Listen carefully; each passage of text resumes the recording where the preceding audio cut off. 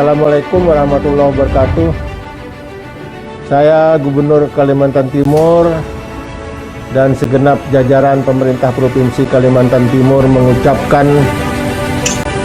selamat ulang tahun ke-76 Republik Indonesia.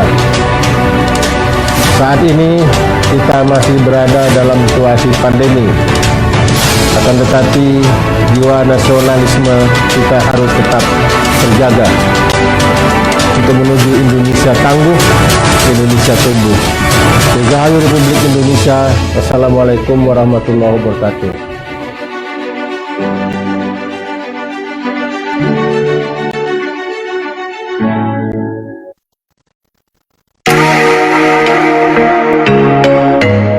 .6 FM Pro 1 RRI Samarinda.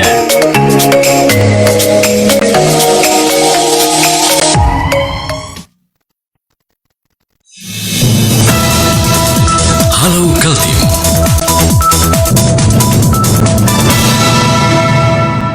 Pendengar, vaksin COVID-19 diharapkan dapat mencegah perburukan ya pada penderita komorbid, tetapi amankah vaksin COVID-19 untuk mereka yang saat sekarang mengalami ya atau memiliki penyakit penyerta? Anda bisa bertanya bersama dengan kami nanti di line telepon 0541736566743495 atau bisa juga di pesan singkat 081155444976. Kami saat sekarang sudah terhubung melalui aplikasi Zoom bersama dengan narasumber kami langsung dari negeri jiran Malaysia dan baru saja ini menangani pasien gawat darurat begitu ya. Kita sapa Dr. Haizal Harun Kamar.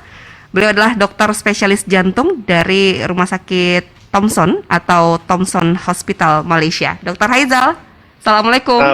Waalaikumsalam warahmatullahi wabarakatuh. Warga, apa kabar di sana? Baik, alhamdulillah. Harusnya saya yang bertanya, Malaysia sedang mengalami ledakan COVID-19, Dok. Ya betul.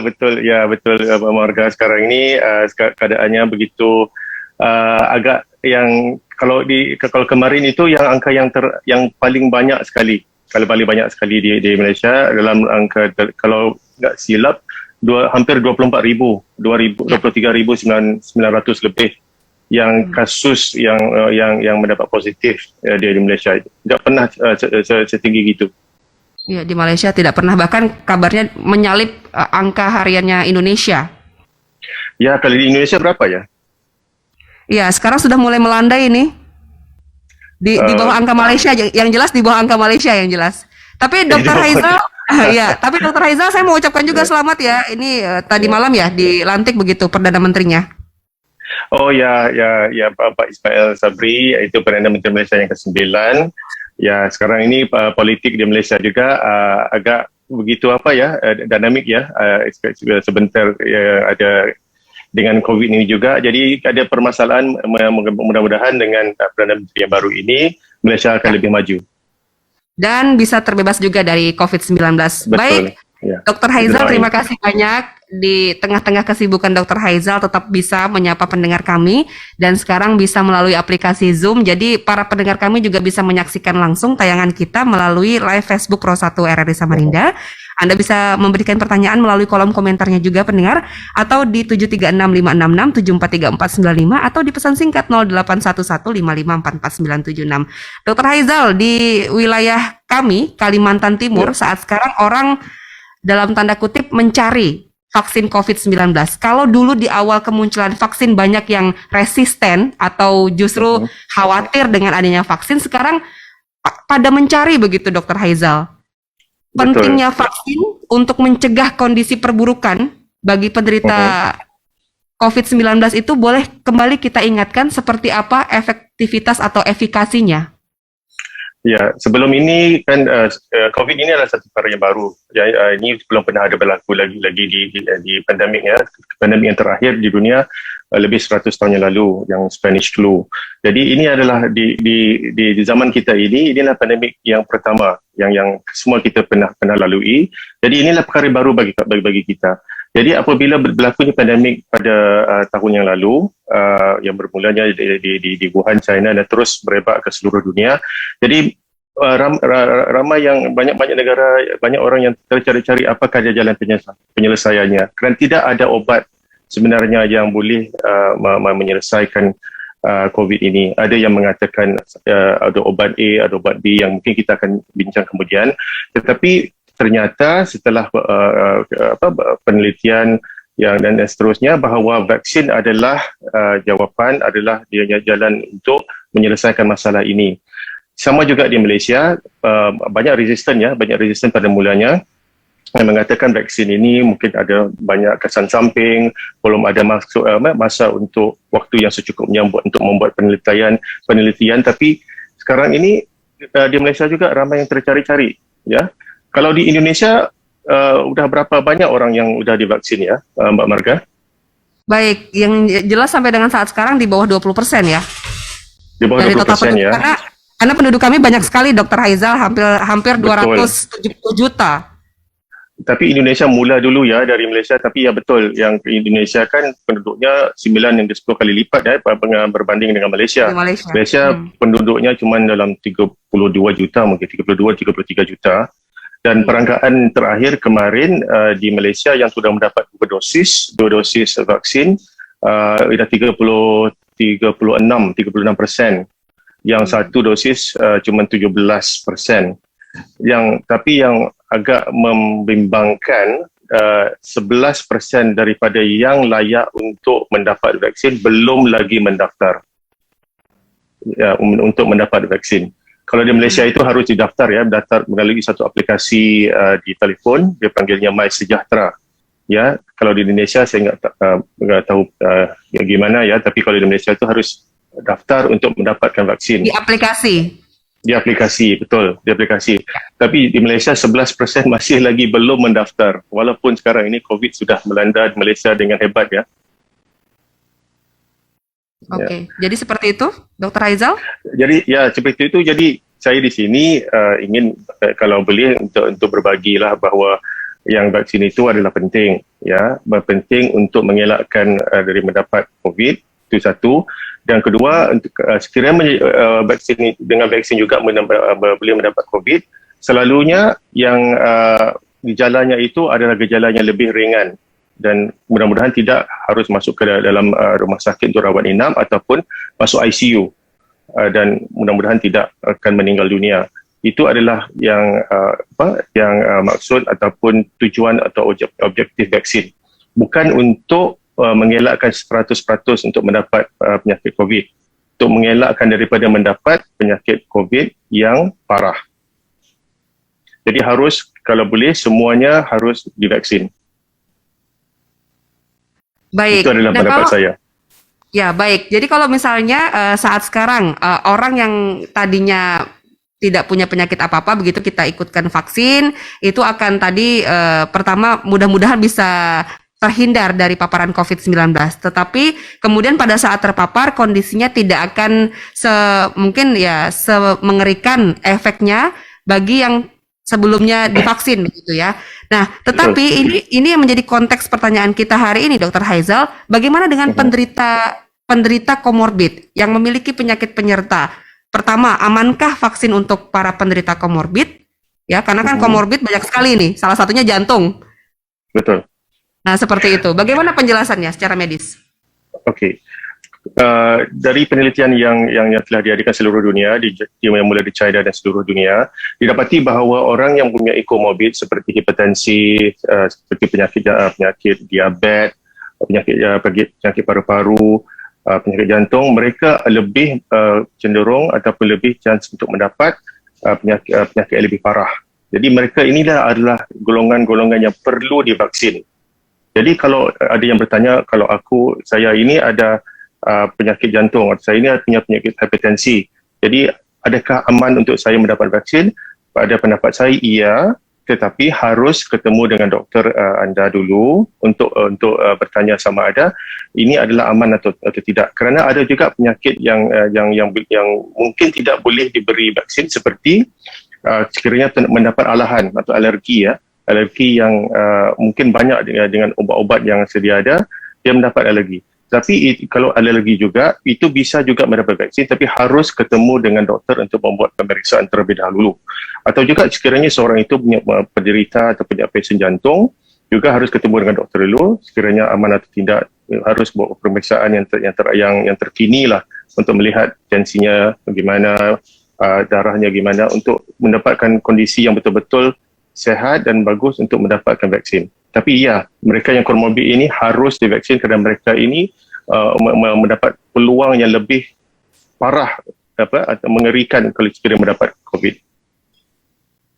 Baik, kalau kasus yang pernah Dr. Haizal tangani ya, penderita komorbid yang sudah divaksin, bagaimana testimoni mereka?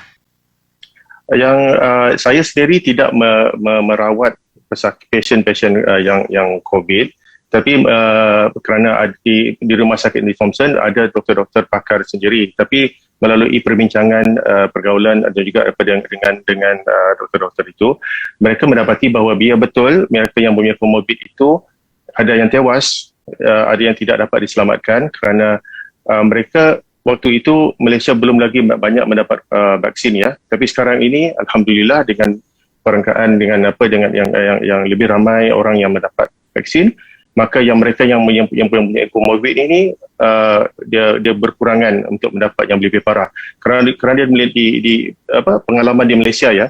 Kalau di Malaysia itu yang mendapat COVID vaksin itu yang mereka yang berumur dulu, yang frontliner, dua yang terdahulu, yang maknanya tenaga medis, polisi ataupun yang frontliner, itu yang pertama. Yang kedua adalah yang warga emas, yang dipanggil umurnya mungkin 60 ke atas, umur 80, 70, 60 ke atas, itu yang pertama, itu fasa 1.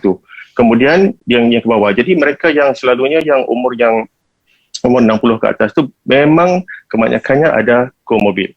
Jadi yang di Malaysia itu pun vaksinnya lagi lambat daripada Indonesia. Kita mula tu mungkin bulan Maret kalau tak silap, bulan Maret. Jadi dalam Maret hingga sebelum itu memang siapa yang mereka yang warga emas, yang warga tua, memang banyak yang kalau terkena COVID itu enggak bisa diselamatkan. Tapi sekarang alhamdulillah dengan lebih banyak yang orang yang mendapat vaksin, kita melihatkan sekarang ini dengan gelombang Delta ya, yang baru ini, kita lihat sekarang ini umur tidak lagi menjadi perbezaan. Sekarang ini orang-orang muda juga banyak. Saya rasa kalau di Indonesia juga sama ya, umur 40-an, 50-an, 30-an malah. Akan anak-anak ini banyak yang terpapar, Dok? Betul. Banyak-banyak anak-anak yang terpapar. Kerana kalau di Malaysia itu yang muda-muda ini yang golongan yang kemudian untuk mendapat vaksin, berbanding dengan yang tua. Jadi sekarang ini banyak yang di rumah sakit, banyak yang mendapat parah, itu juga orang muda-muda. Jadi sama kondisinya sebenarnya ya di seluruh dunia, Indonesia dan Malaysia sama juga. Ya. Dok, baik, kita coba buka ya untuk para pendengar kami yang ingin berkonsultasi, silakan ya di 0541 736 566 743495 pendengar, atau di pesan singkat 0811 5544 976. Dr. Haizal, tadi juga kita sudah bahas tidak ada lagi batasan usia. Di Indonesia ini anak-anak banyak yang terpapar begitu. Nah, dan di Indonesia tidak sedikit anak-anak yang usianya masih muda tetapi punya penyakit komorbid kan, seperti misalnya asma, ada anak yang obesitas. Nah, ini apakah aman anak-anak ini divaksin? Oke. Kalau di Malaysia belum lagi yang untuk divaksin di bawah umur 18 tahun, tapi sekarang ni udah mula untuk dibuat untuk umur 12 hingga 18. Baru saja kalau saya tidak silap lah. Jadi kalau di Indonesia belum lagi ya, kalau bawah umur 18 untuk divaksin atau sudah. Ya. Kalau di Malaysia dalam perancangan dan saya rasa dalam bulan ini akan divaksin. Kemudian kerana penelitian semuanya dijalankan bagi mereka yang umurnya 18 ke atas. Yang untuk anak-anak lagi belum ada jawapan sebenarnya, belum lagi. Tapi mereka sebenarnya harus divaksin. Harus divaksin anak-anak ini? Harus divaksin. Kalau dibenarkan, kalau aman untuk vaksin, mereka juga harus divaksin kerana mereka ini kan harus pergi ke sekolah, bahkan mereka juga akan bergaul dengan kawan-kawan dan mereka akan bawa, sekiranya mereka terkena dengan COVID, mereka bawa pulang ke orang tua mereka. Jadi mereka juga harus divaksin. Ya, kita tunggu saja perkembangannya, Dok, karena misalnya ya ibu hamil yang tadinya masih belum boleh vaksin karena masih diteliti, sekarang sudah boleh. Tapi ditahan dulu, Dr. Haizal, karena karena ada pendengar kita, ada Pak Yahya di Samarinda. Halo Pak Yahya. Halo, Assalamualaikum. Waalaikumsalam Waalaikumsalam, warahmatullahi Pak Yah. wabarakatuh. Saya membantu menjawab pertanyaan dokter tadi ya. Jadi Ya. jumlah penduduk negeri Indonesia itu 270 juta dan yang sudah divaksin sampai hari ini baru 30.750.000. Ya, itu jadi sisanya belum. 30.750.000. Rencananya Itu 2 dosis ya? akan rencananya Indonesia akan mendatangkan 430 juta vaksin ya, dosis ya. Itu nanti kena diperkirakan 200 juta yang tervaksin. Ya. Tapi sampai saat ini kan bertahap ya. Ada vaksin Sinovac, ada Moderna dan ada itu 3 AstraZeneca. lagi dari AstraZeneca itu ya. Terus beginilah, ini hebatnya kalau seorang pakar antara dokter dengan dokter itu sama. Pengetahuan sama. Itu saya senang ini ya. Karena gini, saya di samping mendengarkan RRI Pro 1, saya kan tadi malam mengikuti juga ada Profesor Dr. Eka Budi. Itu betul. Persis keterangan dokter sekarang ini dari Malaysia itu persis saya samakan ini. Penjelasannya jadi gini. Orang-orang yang kena komorbid, saya ini kan usia sekarang ya, saya lahir itu pada tanggal 4 Juli 1952. Nah, hitung sendiri usia saya hampir 70. Kalau Mbak Marga yang cantik ini bertanya kepada saya, sampean tinggal sebut aja penyakit apa yang saya nggak punya. Saya punya semua. Sampean tinggal sebut aja.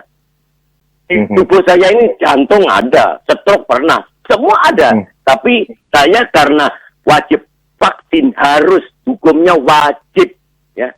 Orang-orang yang kena komorbid usia tua hukumnya wajib vaksin ya, bukan tidak harus itu karena apa, membantu itu betul ya. Aku tadi malam kan ngikuti di Pro 3 juga begitu. Jadi jangan takut divaksin. Vaksin itu pasti baik apapun mereknya. Karena untuk apa? Benteng tubuh ini nah. Untuk mencegah supaya imunitas kita naik, bertambah gitu loh ya. Baik. Di samping itu juga kita harus menjaga makanan ya, antioksidan itu kan. Junk food, jangan sampai itu dihindari. Makanan itu olahraga, ya itu ikuti anjuran dokter. Dokter itu kan pakarnya, seperti dokter dari Malaysia ini saya suka ini.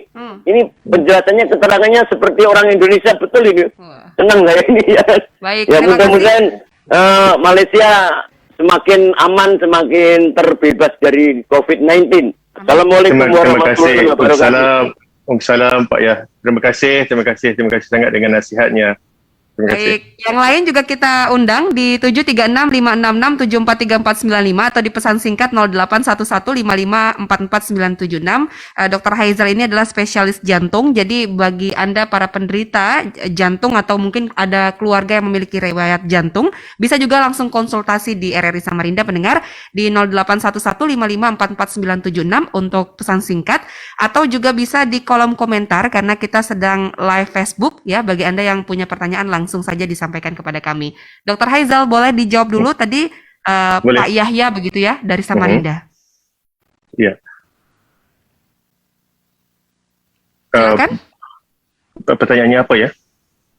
Terkait dengan bagaimana upaya yang dilakukan ya oleh Pak Yahya sendiri. Beliau ini kan usianya sudah 70 tahun. Tuh. Kalau di Malaysia kategori emas tadi begitu ya. Kalau di Indonesia rentan terpapar begitu ya. Nah, tetapi beliau sangat komitmen ikut juga vaksinasi COVID-19. Ya, memang komitmennya bagus. Memang saya sarankan ikut apa yang dinasihatkan oleh yang Pak Yah itu, yang walaupun umurnya sudah meningkat ya, umurnya sudah kalau di Malaysia itu warga emas ya. Bagus, memang bagus. Ini adalah yang kita mahukan.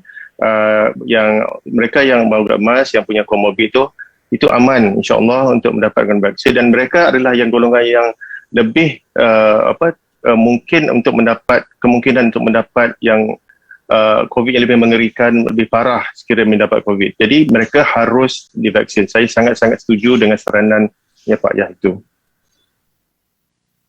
Jadi sebaiknya juga diikuti ya. Nah, tetapi begini Dok, pada saat para penderita komorbid ya bukan hanya jantung saja misalnya ya, ini disarankan apakah harus di screening dulu, konsultasi dulu dengan dokter yang biasa menangani, apakah memang cukup bagus kondisinya divaksin? Takutnya kan ada KIPI ya, semacam kejadian ikutan pasca vaksinasi begitu.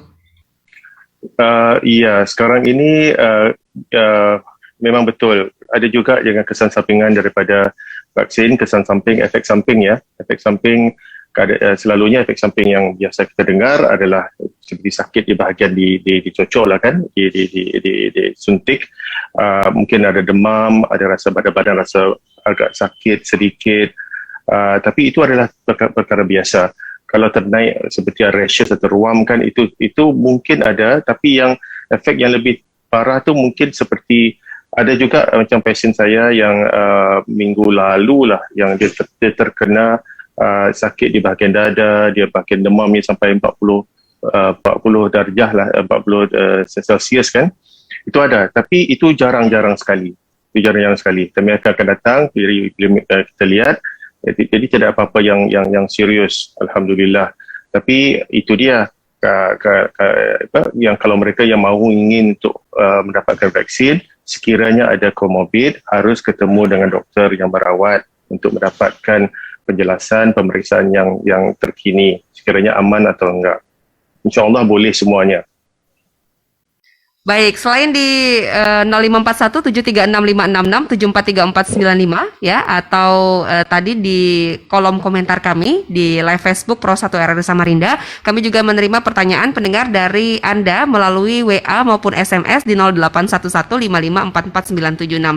Nah, salah satunya dari Rio ya, tahun 2015, Dok, saya masuk ke rumah sakit, didiagnosa dan dirujuk ke rumah sakit karena katanya ada kelainan jantung ya. Ternyata pada saat diperiksa kadar kolesterolnya tinggi. Jadi harus dipilih, ditawarin maksudnya pasang ring di pembuluh darah antara jantung dan pompa jantung ya. Nah, sekarang semua perusahaan, semua karyawan di perusahaan saya wajib vaksin semua. Tapi setiap saya screening, tekanan darah saya tinggi antara 160 sampai 90. Jadi pihak dokter tidak berani menyuntikkan. Pertanyaan saya, apakah saya harus check up ulang ya untuk kondisi ini? Karena nampaknya Rio ini berkeinginan sekali untuk disuntik vaksin karena perusahaannya mewajibkan, Dok. Ya, saranan saya adalah ketemu dengan dokter untuk mendapat pemeriksaan. Kemungkinan besar harus minum obat untuk menurunkan tekanan darah, untuk menurunkan tensi supaya normal. Bawah dari 140 sistolik dan bawah dari 90 diastolik. Dan insyaAllah sekiranya udah terkontrolnya tensi itu memang aman untuk vaksin. Tapi sekarang ini ketemu dengan doktor dulu untuk mendapatkan nasihat dan juga rawatan. Memang saya setuju dengan itu. Oke, baik. Jadi diharapkan jangan langsung mengambil tindakan sendiri ya, karena cukup beresiko kondisinya ya. Kemudian dari Fuadah ya, ini Dok menanyakan kondisi bapak saya, usianya 56 tahun, ada komorbid, darah tinggi, kolesterol, dan pernah stroke ringan di tahun 2018. Saat ini sudah terkonfirmasi positif COVID 1 minggu ya. Yang ingin saya tanyakan, kok demamnya berulang terus, Dok? Nah, apakah paracetamol ini harus diminum terus? Kemudian beliau sedang isolasi mandiri di rumah, apakah harus selalu menggunakan masker? Oke, apa yang bisa dilakukan untuk memulihkan dari anosmia, Dok? Seperti obat amlodipin dan clopidogrel. Ya, waduh ini hanya Dokter Faisal yang paham ya. Oke, nanti bisa dijawab, Dok. Tapi saya mau ke Pak Suwandi di Samarinda. Ada yang bergabung. Pak Suwandi, selamat pagi. Assalamualaikum. Waalaikumsalam warahmatullahi wabarakatuh. Silakan. Terima kasih. Salam hormat buat Dokter Faisal ya. Ya, apa kabar Pak Suwandi? Selamat pagi. Semangat luar biasa. Saya udah selesai vaksin 2 kali ya. Usia saya di atas 60. Saya punya penyakit bawaan itu adalah hipertensi. Itu bawaan saya. Tetapi sebenarnya kalau di informasi yang saya terima di mana-mana itu penjelasan orang-orang yang liar Sekarang kan banyak orang jadi dokter nih. Yang bukan dokter ngaku-ngaku dokter, banyak yang jadi dokter sekarang. Iya. Jadi itu kelihatannya tidak pernah menasihatkan bagaimana mengendalikan hipertensi, penyakit bawaan ini. Nggak pernah menjelaskan itu. Bahkan anak saya juga sekarang sudah jadi dokter juga, sudah. Alhamdulillah. Banyak dokter. Dokter ngawur.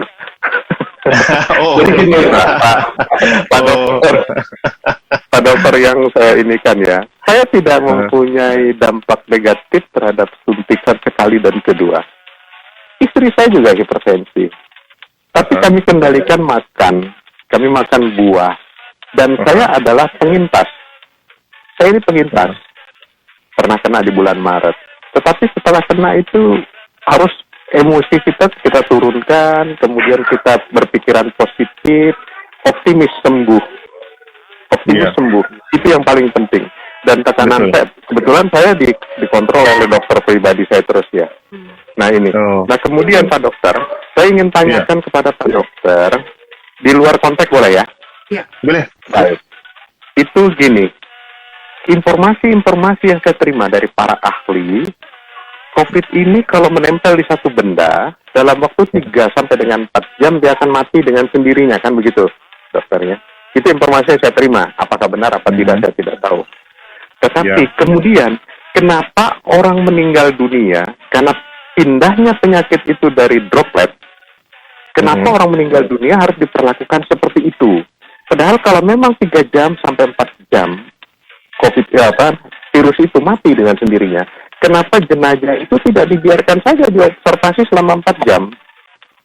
4 jam dibiarkan, kemudian kita anggap sudah mati COVID-nya, kita serahkan kepada masyarakat yang orang keluarganya. Kenapa kok sekarang ini justru para ahli itu minta dimakamkan dengan cara-cara ketentuan dari WHO yang katanya kalau ada wabah itu harus begini perlakuannya. Sedangkan yang kita tahu, belum ada penelitian tentang pindahnya penyakit itu dari jenazah ke orang yang sehat. Baik. Terima kasih. Assalamualaikum warahmatullahi wabarakatuh. Waalaikumsalam warahmatullahi wabarakatuh. Ya minimal juga ini menjaga atau ya memproteksi ya dok. Betul. Yang sedang melakukan ya petugas pemakaman ini yang paling penting kan, jangan membahayakan begitu. Baik, dijawab dulu dok. Nanti akan saya bacakan lagi ada beberapa pesan singkat lagi terkait dengan jantung ini. Silakan. Ya, sekarang ini ya Pak. Terima kasih atas pertanyaan itu. Sekarang ini kita masih lagi belajar ya membuat penelitian tentang COVID. Baru setahun setengah, hampir 2 tahun kan COVID. Jadi kita banyak lagi yang kita tidak tahu. Kita tahu juga yang mereka yang menguruskan jenazah juga terkena COVID.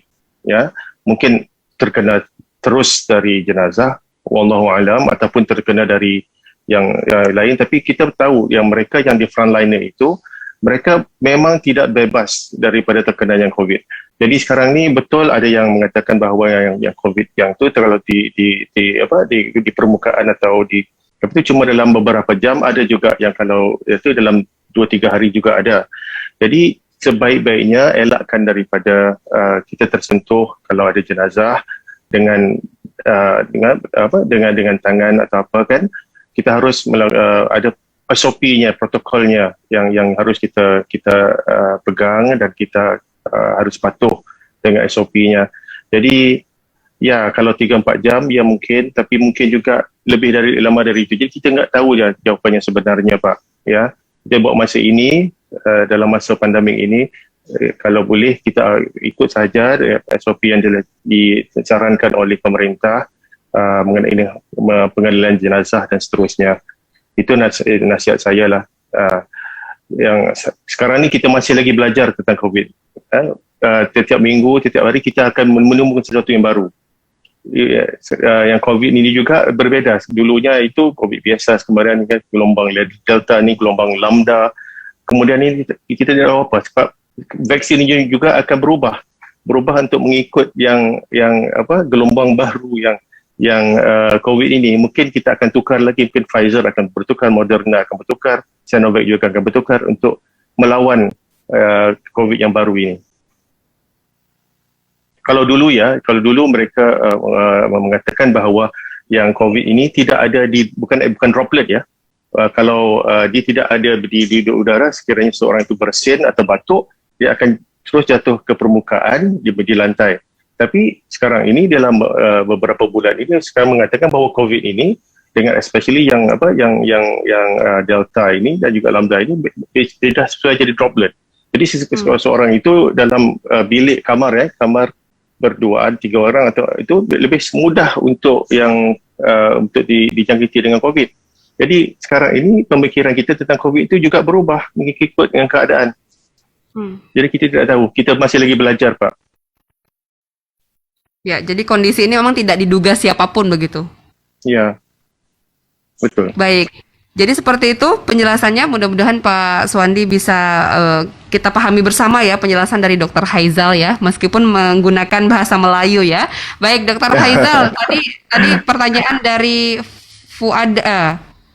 Fuadah ya. Baik, terkait dengan ayahanda ya usia 56 tahun tetapi isolasi mandiri di rumah, kemudian ada riwayat tadi penyakit komorbidnya. Ini apa saran untuk beliau? Sekarang ini kalau di sini sebaik-baiknya kalau di Malaysia siapa yang ada komorbid umurnya udah lebih 50 atau 60 tahun sebaik-baiknya harus dikuarantin di isolasi di rumah sakit atau tempat tertentu di mana terdapatnya tenaga medis. Tetapi kalau di Malaysia juga sekarang ini rumah sakit udah sesak, udah penuh ya di tempat yang isolasi seperti di tempat-tempat yang disediakan juga sudah penuh. Jadi di Malaysia juga banyak yang sekarang ini isolasi mandiri.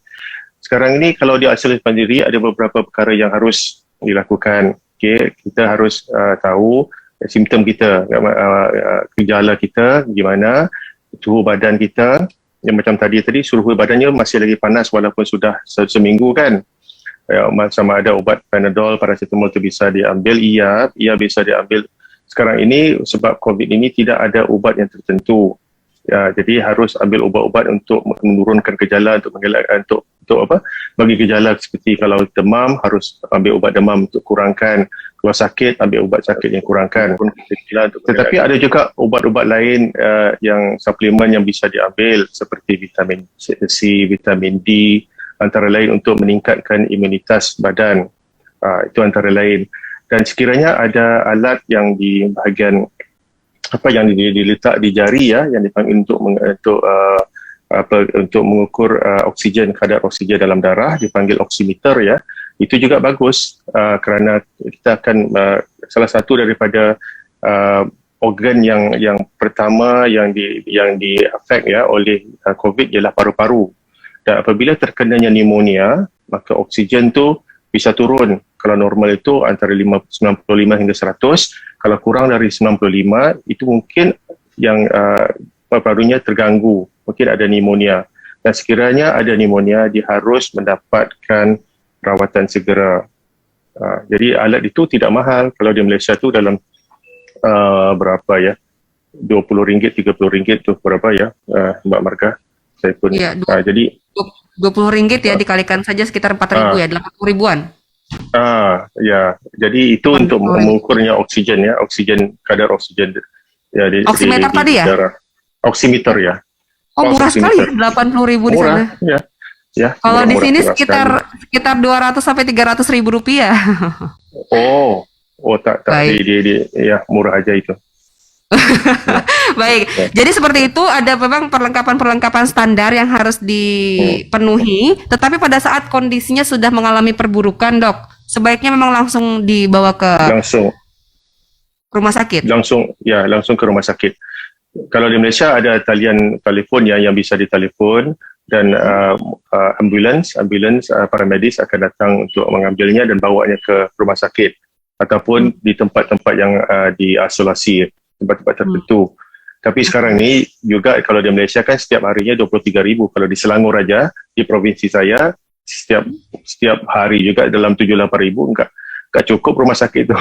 Enggak ada rumah sakit yang bisa setiap hari 8,000 kan?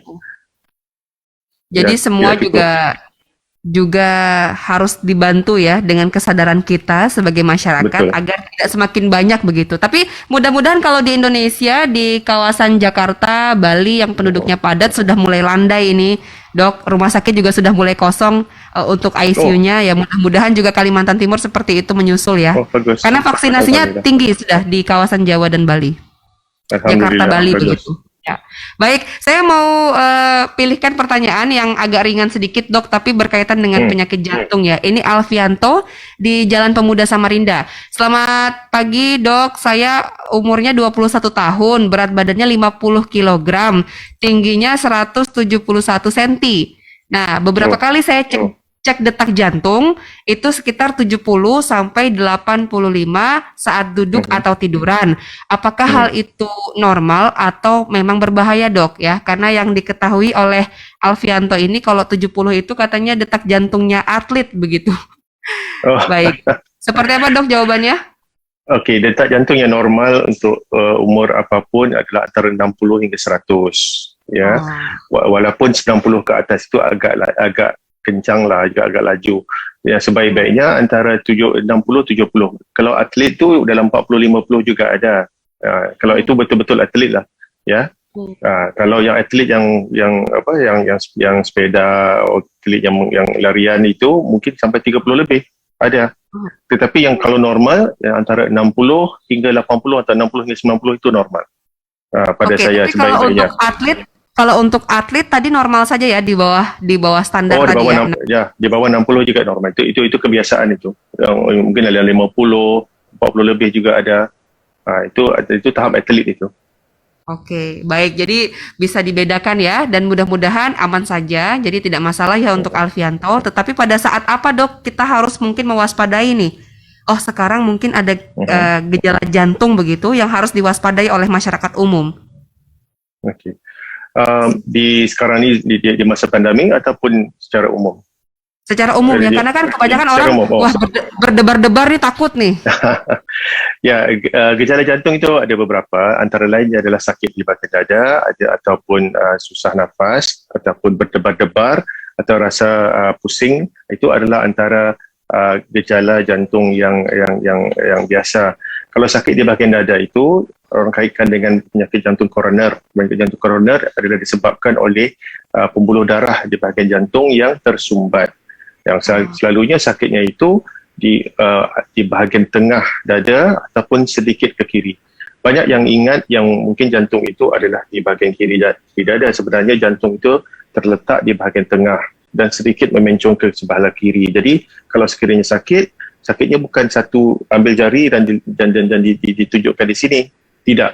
Bahkan sakitnya itu sebenarnya seluruh dada ataupun di bahagian tertentu di sini, ya, di bahagian tengah atau sedikit ke kiri. Dan mungkin akan merebak ke bahagian rahang, bahagian tangan. Itu adalah penyakit jantung selalunya. Dok, ini ada pertanyaan lagi dari 0812 3218 sekian. Pagi Dok, bagaimana orang yang sudah stenting ya, sudah vaksin dengan Sinovac? Bila suatu saat sudah boleh booster dengan Moderna, saya baca Moderna efikasinya tinggi tapi kejadian ikutan pasca imunisasinya bisa sampai ada pembekakan jantung, betul atau tidak? Saya tidak pasti tentang dengan pembekakan jantung dengan Moderna. Di Malaysia juga ada Moderna, yang Malaysia cuma ada AstraZeneca dengan Pfizer dan Sinovac. Untuk stenting, siapa yang sudah memasang ring ya atau stent tu nggak apa-apa, itu teruskan dengan vaksin. Sama ada seseorang itu sudah Sinovac dan terus ke vaksin yang lain, itu masih dalam kontroversi lagi ya, kerana ada yang juga yang udah dari Malaysia itu, tapi kalau mengikutkan yang saranan daripada yang WHO di sekarang ini dikatakan jangan mix and match ya, jangan digabungkan yang antara campur ya, jangan campurkan yang vaksin yang lain ini, yang terdahulu ini dengan yang lain. Tapi kita juga masih lagi membuat penelitian dan juga banyak lagi kita harus belajar. Jadi ditunggu saja dulu perkembangannya. Ya, ditunggu ya. Baik, Dokter Haizal, ini testimoni lagi dari Pak Yahya tapi melalui pesan singkat ya. Katanya nggak usah takut divaksin yang punya komorbid. Saya ini sudah 69 tahun, punya riwayat banyak sekali penyakit komorbid, tetapi alhamdulillah sudah 2 kali vaksin, malah imunitas tubuh terasa semakin tangguh. Terima kasih testimoninya ya. Satu terakhir Dok, sebelum kita closing ya. Ini dari Febri Santi katanya. Dok, bapak saya lansia 73 tahun, sudah sebulan ini terbaring di tempat tidur karena terpapar COVID dan ada komorbid penyakit pembengkakan jantung. Apa yang harus kami sebagai keluarga lakukan? Okey.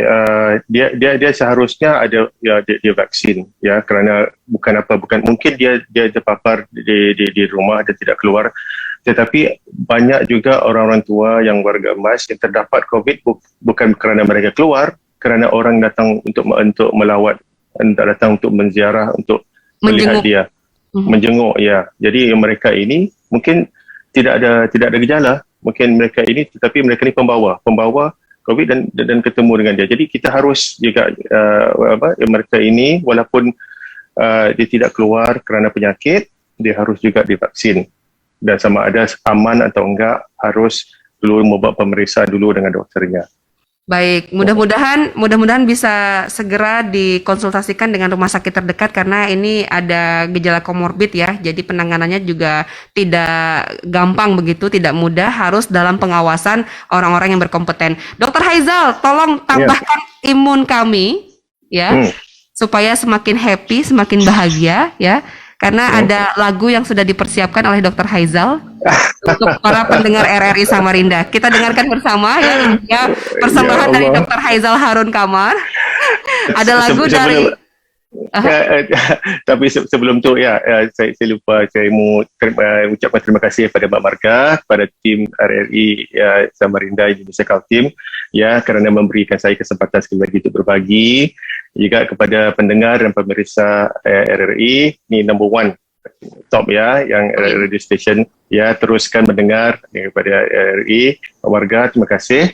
Dan saya mau ambil kesempatan ini juga untuk mengucapkan selamat Hari Kemerdekaan ke-76 Republik Indonesia. Ya, semoga terus maju dan juga semoga dapat menangani COVID-19 sama-sama. Malaysia juga akan menyambut Hari Kemerdekaan ke-64 31 Agustus. Baik. Ya. Sama-sama Okey, ini minta maaf ya, saya cuba main-main aja ya. Ini bukan pemuzik yang profesional ya. Jadi tapi tidak masalah. Tidak ada masalah, cuba saja. Ini dalam kamar praktik saya. Saya ada piano. Baik.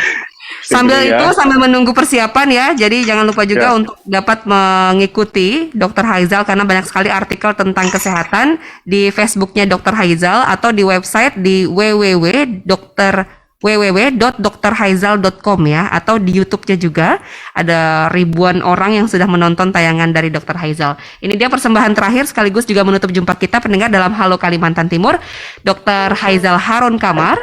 Ini dia persembahan Armada, asal kau bahagia.